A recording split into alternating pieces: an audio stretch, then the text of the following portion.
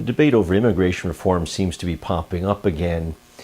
So I've gotten a lot of questions in the last few days about what my position is about immigration.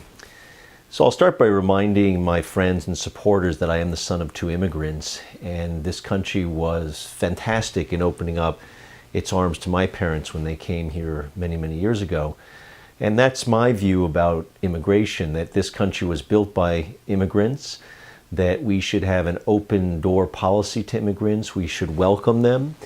In particular, I want to make sure that immigrants who are here, undocumented workers, are protected in the workplace, that they are not discriminated against, that employers don't use the fear of being arrested or sent back to their countries as a way of exploiting immigrant workers. But the main thing I want to say here is that we cannot fix immigration unless we think about our overall economic strategy around the world. And that has to do, for example, with trade. If you look at NAFTA, which was passed in 1993, something that I was very, very opposed to and still am opposed to, many people who lived in Mexico, farmers, millions of farmers, were thrown off their land by that very trade agreement.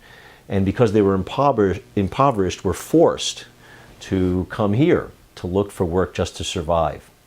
And the great migration that's happening all around the world, a lot of it at heart is economic, that many people are economic refugees. So it's not just a question of opposing building walls and policing people and running after people and arresting them and doing all sorts of oppressive action against people who are here simply because they cannot survive in their country. It's about changing our economic policy around the world, getting rid of these bad trade agreements that impoverish people around the world and force them to come here. So if I'm elected to the United States Senate, one of the things that I'm going to work on in terms of immigration is make sure that we understand that in order to change immigration, to take care of the immigration issue, we have to first, and at the same time, deal with how our economic policy that the United States promotes around the world, in fact, encourages people to leave their homes because they have no choice. I'm going to be a great defender of immigrants in the United States Senate.